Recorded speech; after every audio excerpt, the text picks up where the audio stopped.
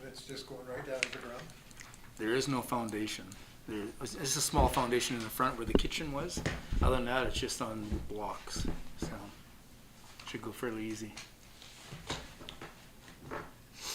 How many times in our digging around have we found out it wasn't That's right. what you Don't thought was jinx the us bottom, before we wasn't the start. bottom? That's right. Yeah, We did put a contingency in, I hope. yeah. Yeah, there's actual like tree stumps under that. Yeah. Like they just built over top of tree stumps that are in the ground. So I don't part of think the there's anything foundation. else under there. Yeah. They're petrified now, so Yeah. they're like cement. Those aren't heritage trees. We could always get the art group from the Indians to come in and investigate. Count those rings. See how old those trees were when they cut them down. I apologize now if I start sneezing or coughing. My allergies are kicking my butt. At least I can talk this week. Last week wasn't so much.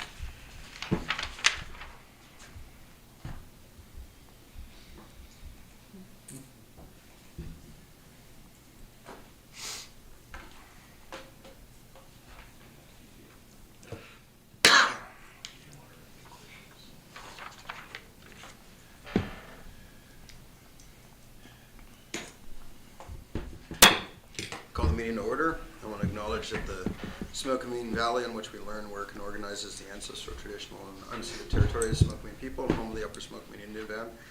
Adoption of the agenda is presented. So move. Thank you, Councilor McLean. Thank you, Councilor Willis. All in favor? Carried. Adoption of the regular meeting of council minutes from June 4th. So moved, Mr. Mayor. Thank you, Councilor Gould, or Councilor Elliott, Councilor Gould. Second it. Errors or omissions? All in favor? Carried. I heard him and I saw your hand. June 11th, Committee of the Whole meeting minutes. So moved. Thank you, Councilor McLean. Councilor Willis, we got a theme going on here. Any errors or omissions? All in favor? That's carried. Thank you. We have no delegations today, so we'll go down to 6.1. Statement of financial position 2024. James, I guess if you want to speak, now's your chance. Yes, thank you, Mr. Mayor. For your council's consideration, I'll just take this off for clarity.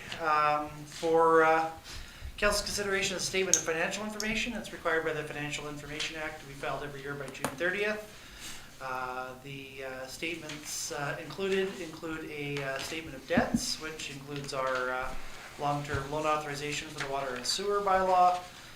It includes a statement of vendors individually listed for anyone who makes or who has been paid more than $75,000 for the 2024 fiscal year. And it's a list of employees who have made more than $75,000. I beg your pardon, the vendors are $25,000. The employees are anyone who makes combined expenses and remuneration over $75,000. The employees are relatively consistent the last year. They're slightly more. The vendors are considerably more. We finished off a couple large capital projects, namely the well 1 and 2 replacement project, and the public works yard was completed and the fire hall began. So we had quite a few considerable capital expenditures from last year that raised up our vendor list by a fair bit. So I'd ask that council approve the SOFI as written and authorize the mayor to sign it on behalf of council. Thank you. Questions, comments, concerns? I have a question. Yep. Where's the statement of the debt? Which page is that one? It should be in there. I believe it is, I don't have it right in front of me, but it should be after the employees. After the employee? Yes.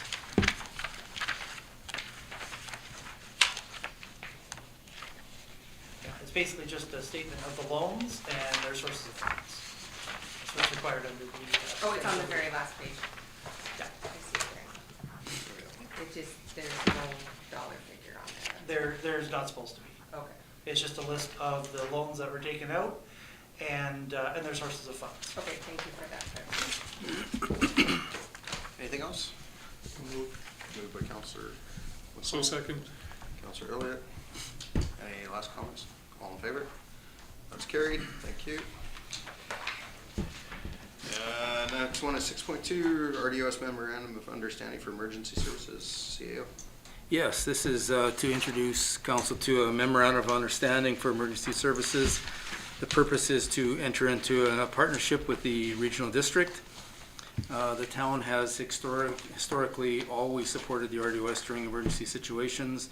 This MOU is a formal engagement to work closer together in planning and pre-response between the town and the RDOS Area H. The MOU reflects a shared commitment to regional cooperation and emergency preparedness. The RDOS will be contributing $42,000 as part of the MOU. And this is a one-year agreement, so it can be reviewed and adjusted or continued or disbanded. So, staff recommendation is to approve it. I think it's a great step forward, and I think it's a good acknowledgement of the work that we do together. So. As far as I remember, we've always used RDOS planning. Mm-hmm. What's the difference?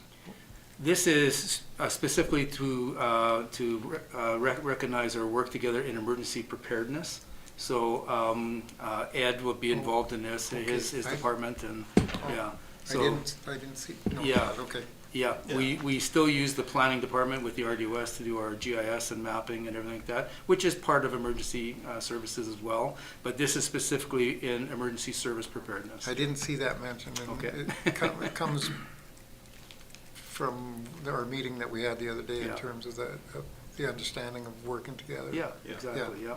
Perfect. Yeah, and then also the director wanted to acknowledge the amount of, unpaid work that the town has done on the part of Area H over the years especially with Ed and that, where he's been supporting the emergencies in Area H and whatnot. So this makes it, formalized More and formal. and whatnot, so that we're. Is that a both sides thing? Yeah, we do work for them that? Yep, we've done a lot of work for them, especially during the flooding in 21, the flooding in 18, the fire in 17, those sort of things. We do a lot of support work and that for the regional district, and this solidifies that, and it gives Ed the ability to work, where he needs to work at when he needs to work and whatnot. So it's a good thing. It's the regional district. We're working towards a regional emergency program. Instead of every municipality having to be standalone all by themselves, we're slowly trying to integrate all of our services and supports, so that when we do have these big emergencies, we're not all by ourselves. We have a larger network of people to call on and stuff. The point is, in essence, we always have kind of worked together, but this puts it down on paper Yeah. and organizes it better. Yeah. Yeah, okay. And then some financial. And a little bit of financial support to help pay for that position. Yeah, I think it's a great thing. I'll make that motion, Mr. Mayor. Thank you, Councilor Willis. I'll second that, Mr. Thank Mayor. you, Councilor Gould. Any last comments? All in favor? That's carried. 6.3, Blair Jester RBC Electrical Control Kiosk Upgrade. That's a wonderful name. That's all yours, Jared. Thank you. So this is electrical kiosk upgrade for Claire Jester RBC. This is the small sewer station up in Westridge. Right now, it is not connected to the SCADA system or anything like that. It's pretty aged as well. So this kiosk would help us connect it to the SCADA system so we can be in compliance with monitoring requirements. And also, this project will, in the future, we plan to use that as a lift station and connect the system to our downtown system, so into Fenchurch. So this kiosk would also help, I guess it would run that as a system. So yeah, I'm just asking that we award that project to Centrix and get that done. Probably overdue, right? Yeah, it's been needed for quite a while. Counselor Clement. That's the name that I think of when I hear car jester. Councillor Clement. Yeah. Well overdue. Yeah, that was put in when, were we in high school yet? Around then? Around then, probably, yeah. Pushing 30, 35 years. Yeah, any questions? Yeah. This is connecting Westridge sewer system with our sewer system? Not at this time. It'll be provisions to do so. Because how does electively it, later. how do we do that line from them down to Curling Ridge? How do we? There is no line at the moment. I know, well, Oh. how do you, Oh. I'm missing something, where does the sewer go from them? It's like a giant septic system, so it goes to ground up there. And there's no plan to ever connect it to, Yep. I mean, we're not all That's that the far dream. away. That's the dream. So there was a plan, I can't remember when, a long time ago, and it was quite a bit of money, but that is the dream we're trying to push towards, to connect it into the system. Yeah, because that's so uneven, or so unstable, that chunk in between there. We always seem to be redoing the highway or whatever, and then how are you gonna run a sewer line through there? Heaven would- forbid, break. Yeah, the other side is in better shape, so we would kind of twin it beside the existing water main that runs down there. And now with those magic things that go under, Right. Yeah, a lot can be done with directional. exactly. Yeah, and if the infill in front of the living it there, if that ever happens, that'll help because it'll bring the sewer to that side of the highway and then closer to it, and then we would have to, we'll put like a lift station in to push it back up and over and down that way, so. It's still a fairly large project. Jared has looked at it a number of times with the different people coming and talking about expansion opportunities and whatnot, so we're getting there. This just brings all the electrical into play and gets everything back up and running to code where it should be, really. That's correct. Would homeowners there have to pay extra kind of thing to make this happen? Yeah, it would have to, we would probably, James, put a parcel tax on for that? Yeah, there's a number of different ways you could finance that. It's probably too early to really figure out what's happening. There might be some grants that come along one day, you just don't know. But a parcel tax would be one option. Yeah. The best option is to have more development over there so that once it's there, it's closer and it brings the cost of the project, Yeah. lower and lower. And then we would put a latecomer fee, I guess, on the other stuff once it's there. Help offset some of the costs. I wonder wasn't required when that was built. I have no comment. I wasn't around at that time, so. Well, in my mind, the whole thing was that unstable Yeah. piece in between. It wasn't so easy just to run it down that side because it wasn't, you didn't know if it was going to be there the next year. Yeah, Okay, motion. so moved, Mr. Mayor. Thank you, Counselor. Elliott, seconder. Counselor McLean. All in favor? Carried. Ooh, 2025 annual road line painting. Jared. Thank you. So, yeah, this is for the annual road line painting project that we typically do. I was directed to look into using our own machine to do some of this. At this time, we're kind of busy. I don't have the crew to do so, and we would also need to do up some stenciling to get some things like ready that we can actually do the painting ourselves. So I'm asking that the full project be awarded to Aardvark Line Painting. And yeah, so that would be long lines and parking stalls, all that kind of stuff. And that's in line with previous years. That's correct. Questions? Yeah. You kind of touched on something I was going to ask about regarding our machine. Mhm. So I know you've given a really good explanation, but if you had the manpower, if we had the stencils, we wouldn't be doing this. Is that correct?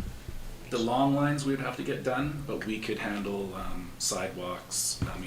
crosswalks, parking stalls, things like that. So this would cut It would cut This it particular- drastically. Yeah, okay, all right, but this year is not the case. Right. Yeah, Do you have a price on stencils?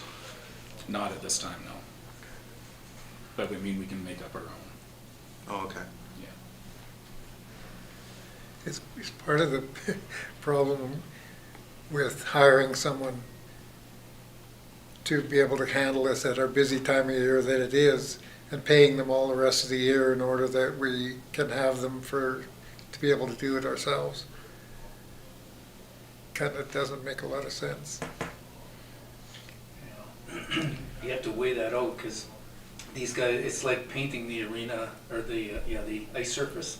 You know, we used to do it ourselves, but it would take us like a week or week and a half to do it. Whereas you bring in this company, they do it in 8 hours, because they just have more equipment, more manpower, more specialized, whatever. These guys doing the line painting, they come in the middle of the night. They do it right through the night, so it doesn't disrupt the traffic and whatever. So you'd have to weigh out the staff time cost as opposed to contract cost. Is that part of the reason why you take the ice out so early?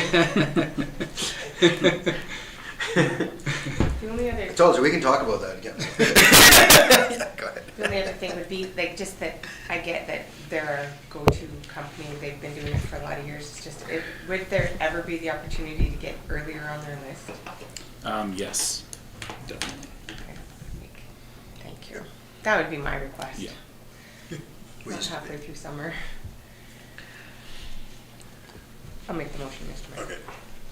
I'll second. Moved by Councilor Gould, Councilor Rose. Did you have a question, or you can move? No, I was moving, which she already moved. Okay, all in favor? Carried. Okay, let's get on to the next one. 6.5, Masonic Hall demolition 2025. So, Thank you. So yeah, this is for the demolition of the old Masonic Hall.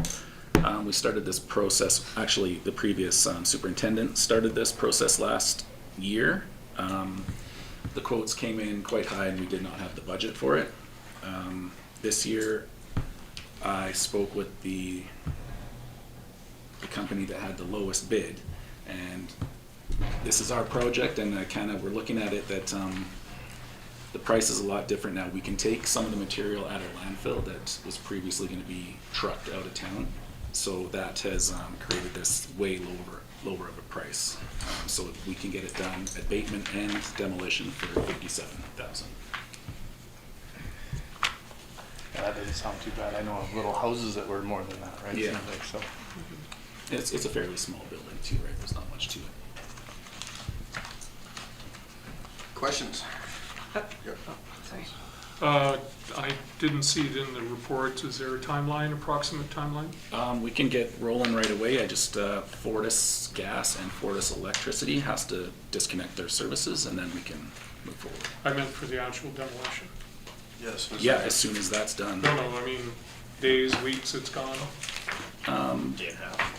Oh, like time frame to actually Yes. take it down? Oh, that, within a day, for sure. Okay, all right, fair enough. Yeah. So just a question, it's still in regards to the property. Once it's down, what is, like, do we have a plan for it, or can we? It's municipal owned land, and so then council can deliberate on how they want to, you know. So, yeah, so Lyle and I had a chat earlier today, and we're gonna bring something to you guys Okay. soon on an option for that property. So I just find that parking is becoming a premium downtown, so, That's an especially option. on that street, so, okay, so, Housing. yeah, there's that, yeah. But in the meantime. We've never can- worried about parking before. Yeah, So Lyle and I will bring something to you guys really soon. We were going over something that we didn't realize we had before, and we were thinking we'll probably bring you guys a proposal to see where you guys are at with it. We just have to look into a couple more things. right, but once it's down, are we gonna keep it fenced, or can it be just a lot for now? It would be, yeah, until we have a development plan or whatever council wants to do with it, it can be used as a parking lot. Okay, thank you. Should probably put up some no posts or something so nobody drives through the grass. Yes. Yeah. Motion. So moved, Mr. Mayor. Thank you. Kelly. Blaine. All in favor? Carried. Council, oh, no, sorry. Princeton and District Arena Award Contract for new high-efficiency compressor. Yes, so this is to award the contract to replace our last compressor that is original, which makes it just over 50 years old, actually. We've rebuilt it many times. These compressors are made to be rebuilt, but it really is now at the end of its life. It's getting too hard to find parts. It's not very efficient, and it's not very modern either. So we have an opportunity to replace it with a more modern, more energy efficient compressor. Time is of the essence because our window to actually do the work is actually very, very short. Speaking to the financial part, we did have in our budget $165,000 to do both the compressor and a condenser this year. That was based on discussions that we brought into budget deliberations last fall, with our refrigeration mechanic. But as we found out now, I don't know if it's anything to do with the tariffs or whatever it is, but the cost is just skyrocketed, and actually the price is doubled what we thought it would be. And so rather than just put the whole project off, we're recommending that we would break it down into bite-sized pieces and at least do the compressor this year, and then we would bring into budget deliberations this fall the condenser, and we'll get fresh pricing, and then we can look at when we could replace the condenser at a later date. But at this point, this puts the replacement of the compressor within the budget that we have set, actually under budget for the whole budget, and so we're recommending that we go ahead with this.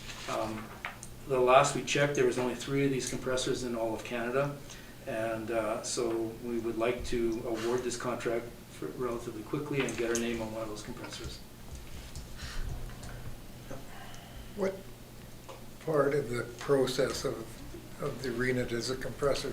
So what we do is we take ammonia gas and we compress it into a liquid.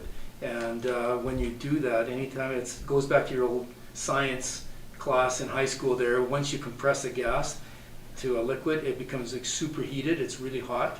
So we put it outside into the condenser and we release some of that heat, but then the opposite effect happens when you take something that's compressed and you let it expand, it becomes super cold. And that's the portion that we're wanting to get out of it. So what the compressor does, it's kind of like the heart of the whole thing. It compresses the gas to a liquid. And if it fails, then we have no cooling. So the compressor with an old condenser doesn't make it not a. Well, it would have been nice to do them both at the same time, but the quote on the condenser alone was like $188,000. So it's of course newer, bigger, a little heavier, needs a different foundation and stand to sit on. So those costs weren't really factored in when we first talked about it. So Is there more than one condenser in there? there's only one condenser, But yeah, more compressors. but two compressors. Yeah. Expensive. Mhm. By the end of this, we're gonna have almost a brand new ring. Yes, Just need well- new floor and stands. As far as the ice plant goes, this is the last old remaining original piece from the inside. The condenser was replaced in like 1996, I think. So that's how old the condenser is. And then outside of that is the header trench and the floor. So, but, Have you guys done all the plumbing in there too? Or is Yeah. I'll have to come take a look. yeah. It's not gonna be the same thing. No. I'll make that motion, Mr. Mayor. Thank you, Councilor Lewis. Second it. I'll second that and ask a question. I take by what you're saying that you don't see any obvious advantage by biting the bullet and getting them both done at the same time, because once you're in there replacing one, there is no advantage to be able to be doing them both from a cost savings point of view. That's a good question. I mean, we would have That's to the only find time the I source of asked. funds, which I know we probably could, but by the time we got it all together and engineered and whatever, the window of opting to install it, we might be too late, actually. So I think that we should work hard at finding the source of funds and replacing the condenser early next spring. As soon as the ice comes out then we should be working on that connection. So all winter, we could be getting the engineering done, the foundation, we can, do all our prep work for our foundation, and then away we go. As long as we don't take the ice out too early.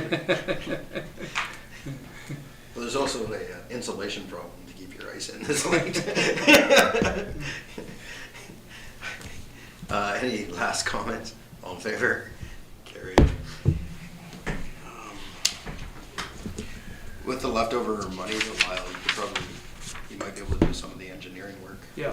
because it is within the budget, right? Bring down the cost next Yeah. year, hopefully. Council reports, I'll start with Councilor Willis.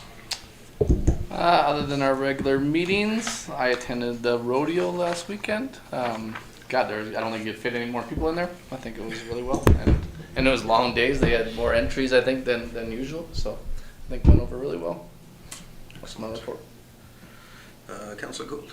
Nothing to report, Mr. Mayor. Councilor McLean. Yes, I have a couple of points to make. I just want to make you aware, if you're not already aware, population of Merritt is approximately 8,000 people. Population of Princeton is around 3,000. Oh my God. I was at a swim meet in Merritt. In Merritt, there were 26 participants from Merritt. There were 40 participants from Princeton. Interesting. In speaking to two ladies that work with us or have worked with the town, I was brutally corrected to the fact that the major users of any pool complex are seniors.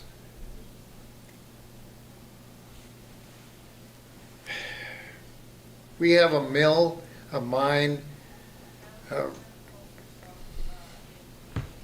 pot, whatever you call it, facility. We're up into the 1,400 population of employees, many of them with families, children, everything else. I don't know what more we need to be hit over the head to be told that we need to do something about a pool. An indoor pool that's available to kids and seniors and everybody else all year long. I know housing is our number one priority, and it should be our number one priority. But as far as I'm concerned, when I go there and I see the participation from our town traveling to all these different places, kids that are into it, and that's not all of them that are involved.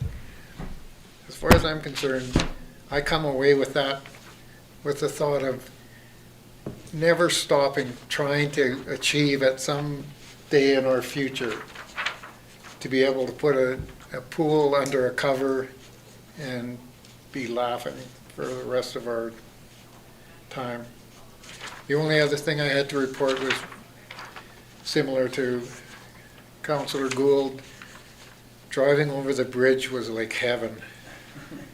There was no bumps or anything. It's just so smooth. Thank you. That's my report. Thank you. I'm going to ask staff a question first. Have we heard anything about that grant? Yes, I did reach out, and there's been no decisions made. So I take it as, like, we have an application in, a federal grant application in. It's been in since last, I want to say September, I think. And but there's been no decisions made at this point. So I take it as no news is good news. Perfect. Councillor Elliott. Just one meeting to report. Earlier today with yourself and a couple of members of staff, I attended a community partnership meeting on homelessness and walked away from that with some extra knowledge on the issue. That's all I have to report. Some extra knowledge. Thanks. I'm just trying to remember when we last met. A couple weeks ago, I attended an update from Kofi. He's kind of a State of the Union address from Kofi on where things are and kind of where things are going to go. There's not much for a change in the forest industry as of late. Still some uncertainty over what it means with the United States, as we can all imagine. Last week I was at a rural conference. It's called Keeping It Rural, but done by the BC Rural Center. It used to be CIBAC way back in the day. Some of you might remember that name. It was a beetle kill initiative funded by the province, Western Feds, I think. Southern Interior Beetle Action Force. That's the word.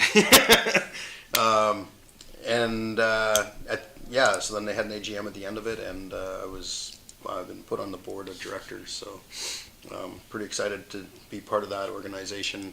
It's a long history and it's rural focused, so it's right up our alley because it's about funding and collaboration and everything. So good group of people, all small towns, all regional directors from across the province that are working towards rural things. I met with staff, with Gary and Lyle and Nadine, and we were talking about a grand opening for the plaza. We're going to do a soft launch on Canada Day, and then Nadine's planning a bigger event for later in the summer. So we should be up and operational for Canada Day. And then electrical should be done this week, and then that should be ready to go. Bollards are going in too soon. So that should be the last of the major work on that, right? And then we're just looking for a sound system that we can afford with the increased cost of everything. And then today with Councillor Elliott and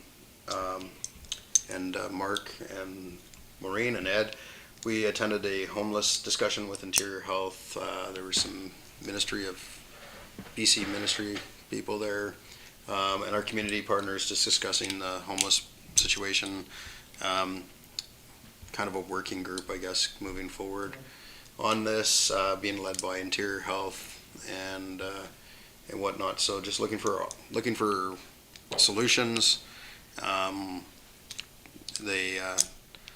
The lady from Interior Health, Bobby, she likes to hold Princeton up as an example of what can be done when a municipality is on board with our housing needs report and our poverty report and whatnot. So we're going to look towards that. A new initiative came out of that, something that I didn't know existed, and they called it the hub. What was it? Integrated Services Hub, which is exactly what we've been asking the province for, where it's a one-stop shop for all of the stuff. We just go into one building, and they presented that to us today, and there's two examples. There's one in Nelson, there's one in Alberta, in Calgary. So I'm going to look into the one in Nelson because it's operational, and the funding comes from multiple streams. There's just a little bit of every budget and it goes into to making this thing happen, and it's a reality. And so I don't know why we were told there was no version of this anywhere when there are versions of it. So going to work with them, and I talked to Chelsea from our family services after the meeting, and they're already providing most of the services that would go into this facility to see how we can possibly partner and get Interior Health and BC Housing and everybody else on board to move forward. So there'll be some more discussion around that afterwards. And I attended a meeting before that on FIFA update and kind of what's expected there. We're a year away from FIFA. There's some uncertainty on some of the travel and whatnot, but it's the biggest sporting event in the world, and it's the most it's got more of a return on investment than the Olympics, because there's like about a decade worth of travel and tourism after the fact from it, because not everybody can come.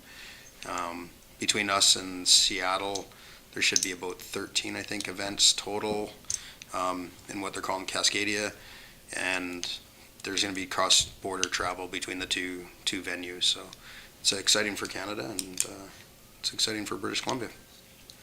I think that's all I got. Any questions? Okay, yeah.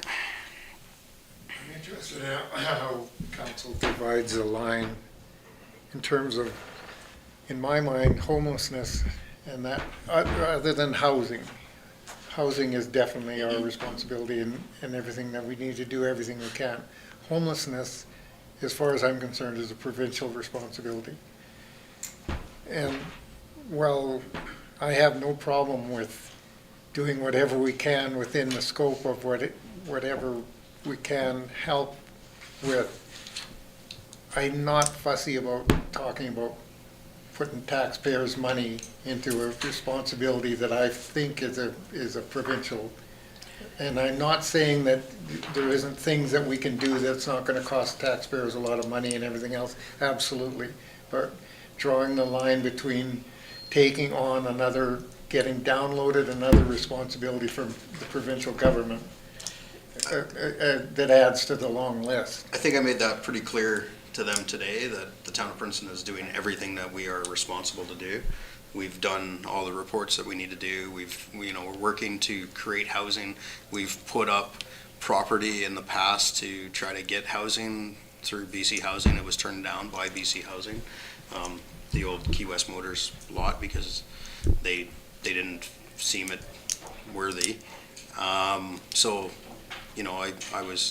I think I was pretty heavy on them a little bit. That Quite. They need to be the ones at the table here and doing some of the work. So, I think when it comes down to it, it's a complicated situation, and the province has downloaded, and there's other municipalities, and I won't name names, but they're taking on a larger and larger role every day, and as a result, the province is looking at them and saying, well, they're doing it, so you need to start doing it. And I don't want to get into that situation where we're the ones solely responsible for dealing with the homeless situation. Most of the homeless, I think all the homeless camps that we have are on Crown land. They're in Crown right-of-ways. They're in, high water marks. They're outside of our jurisdiction. And I think it's best that we support the organizations that are there to support and do their job, but we don't get into the position where we're taking this on head on, where you can be at the table, and we need to be at that table, and we need to be vocal about the situation and whose responsibility is what. But I agree, I don't want to take municipal tax dollars and build homeless shelters and whatnot when that's BC Housing's job. I do believe we do have a part to play, but it's not in actually building the housing, managing the housing, and all of that. So we can be partners, we can help advocate, we can help zone, we can do whatever we can do, but it's not us managing the housing and the programming. Thank you. Anything else? Okay, we got one letter here, receive and file, and that's a letter from the Village of Chase for funding for public education. Thank you. Councilor McLean, seconded. Councilor Gould, all in favor? Carried. And I'm gonna have to read this one, aren't I?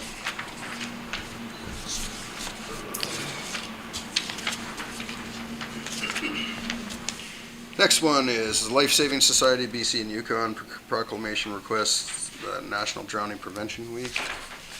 I'll read this out because Councilor McLean likes it when I read these out. Whereas the mission of Life Saving Society is to prevent drowning throughout this great country, and even one drowning in British Columbia is too many.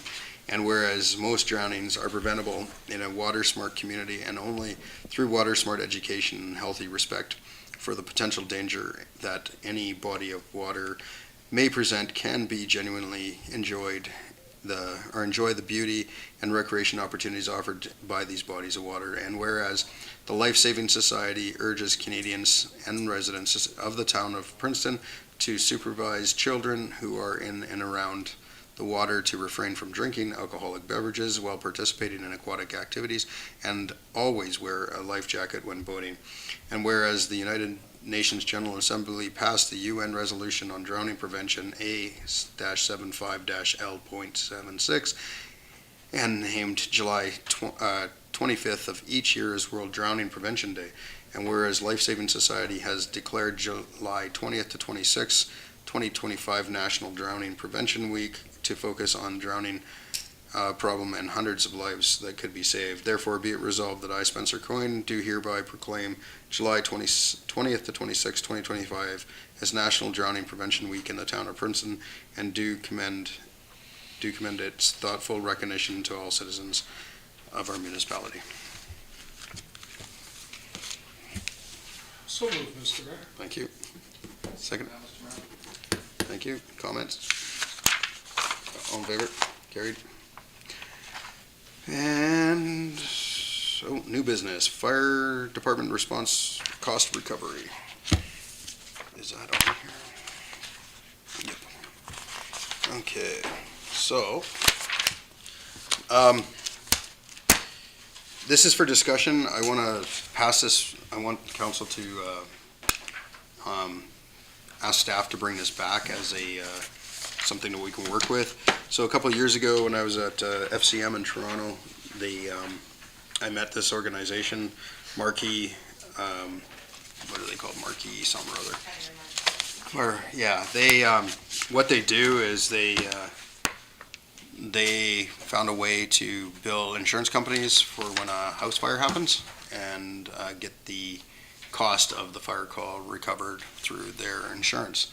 So last regional district meeting, this came up and it was approved, and I'm asking that council ask staff to do the same thing and bring it back to us at the next meeting. Councilor McLean, moved. So second, Mr. Mayor. Okay, moved by Councilor McLean, Councilor Gould. Any other questions? All in favor? So, Yep. I'll do a question. So it's just a percentage of the fee for service? Is that their cost? Yeah, they do a recovery, and then you can contract them to do all the paperwork and everything, and it's a cost So it's not getting paid. something back, right? So, Not extra work on our existing. no. And we discussed it at the regional district about, like, should we do this in-house, should we get them? They have the process, it's worth it, I think it's 23% or whatever that they charge. It's worth it, because they do it all the time, we don't have to do any extra, we just get a check in the mail. Is this present around the country, or? Yeah, yeah, and there's a number of places in BC that use it now, so. Okay. Okay, all in favor? Carried, thank you. So I'll pass that back to you, CAO, to do it. Perfect, and that takes us to adjournment. Motion to adjourn. Councilor Gould.